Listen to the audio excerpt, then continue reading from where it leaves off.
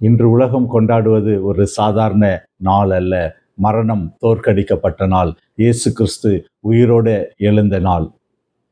இன்றைய நாள் சமயத்திற்கேற்ற வார்த்தையில கர்த்தராகிய இயேசு கிறிஸ்துவின் நாமத்தினாலே உங்களுக்கு அன்பின் வாழ்த்துதலை தெரிவித்துக் கொள்கிறேன். வேதாகமம் சொல்லுகிறது, மத்தேயு 28 அதிகாரம் 6வது வசனம், அவர் இங்கே இல்லை, தாம் சொன்னபடியே 3ஆம் நாள் உயிர்த்தெழுந்தார். கர்த்தரை வைத்த இடத்தை வந்து பாருங்கள். கர்த்தரை வைத்த இடத்தை வந்து பாருங்கள். இயேசு கிறிஸ்து உயிரோடு எழுந்தார். அந்த கல்லறை காலியாக, இன்றளவும் அது காலியாக இருக்கிறது என்பதை நாம் அறிந்து கொள்ள முடிகிறது. மரணம் ஒரு முடிவு அல்ல என்பதை இது நமக்கு குறிக்கிறது. உலக பிரகாரமாக அநேக காரியங்கள் குறித்து பயந்து கொண்டிருக்கலாம், ஓடிக்கொண்டிருக்கலாம். ஆனால் அநேகர் மரணத்தை குறித்து ஒரு கலக்கத்தோடு, பயத்தோடு இருக்கிறாங்க. ஆனால் இயேசு கிறிஸ்துடைய மரணம் நமக்கு ஒரு நம்பிக்கையை, ஒரு விசுவாசத்தை கொடுக்கிறது. அது அழிந்து போகிற ஒரு காரியமாக அல்ல. இந்த சரீரம் அழிந்து போகலாம், ஆனால் நமக்கு ஒரு புதிய வாழ்வு உண்டு.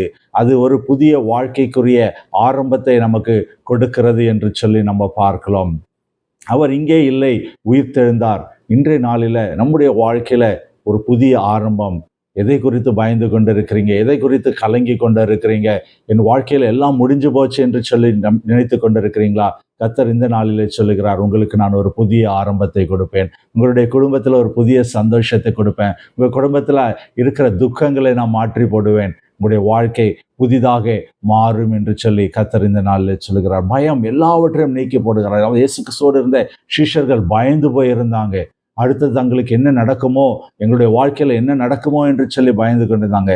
இயேசு கிறிஸ்து அவர்களுக்குள்ளாக சென்று அவர்கள் நடுவிலே சொல்லி சமாதானம் என்று சொல்லி உயிர்த்தெழுந்த தேவனாக அவர்களுக்கு காட்சி அளித்தார். இன்றைய நாளிலும் நம்முடைய எல்லாருடைய பயத்தையும் நீக்கி போட்டு உங்களுக்கு சமாதானம், உங்களுக்கு சமாதானம் என்று சொல்லி இயேசு கிறிஸ்து சொல்லுகிறார். அவரை விசுவாசித்து ஏற்றுக்கொள்வோமா? இந்த இயேசு கிறிஸ்துடைய உயிர்த்தெழுதலின் நன்னாளில மரணம் ஒரு முடிவு அல்ல, அது ஒரு புதிய ஒரு ஆரம்பத்தின் அறிகுறி, அது புதிய ஒரு ஆரம்பத்தின் அடையாளம் என்பதை உறுதியாக அறிந்து கொள்வோம். ஜெபிப்போமா? எங்கள் அன்பின் பரம தகப்பனே, அப்பா, இந்த அருமையான நேரத்திற்காக உங்களுடைய உயிர்த்தெழுதலின் நாளை குறித்து நாங்கள் தியானிக்க கர்த்தர் கிருபை செய்தீர். உமக்கு நன்றி. எங்களுக்கு ஒரு புதிய நம்பிக்கை, உற்சாகம், புதிய வாழ்க்கையை நீர் கொடுக்கிறபடினாலே நாங்கள் உமக்கு நன்றி. குடும்பத்தில் இருக்கிற எல்லா போராட்டங்களும் நீக்கி ஒரு சமாதானத்தை கொடுக்கிறபடினாலே உமக்கு நன்றி. இயேசு கிறிஸ்து ஜெபிக்கிறோம் நல்ல பிதாவே. ஆமேன், ஆமேன். இந்த வார்த்தை உங்களுக்கு பிரயோஜனமாக இருந்தால் நீங்கள் மற்றவர்களுக்கும் அறிமுகப்படுத்துங்கள். ஒவ்வொரு நாளும் சமயத்திற்கேற்ற வார்த்தையில கர்த்தர் நம்மோடு பேசி கொண்டிருக்கிறார். ஒருவேளை நீங்கள் இதை சப்ஸ்கிரைப் பண்ணாமல் இருந்தீர்கள் என்று சொன்னால் இந்த ஊழியத்தை நீங்கள் சப்ஸ்கிரைப் பண்ணுங்கள், அநேகருக்கு அறிமுகப்படுத்துங்கள். கர்த்தர் உங்களை ஆசீர்வதிப்பாராக. ஆமேன், ஆமேன்.